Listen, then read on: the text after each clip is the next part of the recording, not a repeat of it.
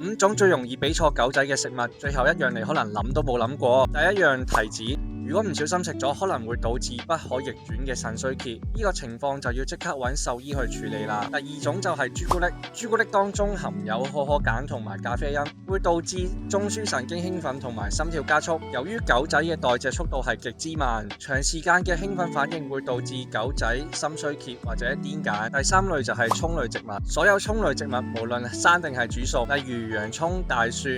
青葱、紅葱頭，都包含硫化物，而呢啲化合物會氧化血紅蛋白，導致紅血球被過度破壞，引發溶血性貧血。第四種就係家禽類，好多主人都會餵雞肉或者鴨肉俾自己嘅狗仔食，但係要小心家禽類嘅骨頭，由於係蜂窩狀結構，喺咬碎嘅情況下，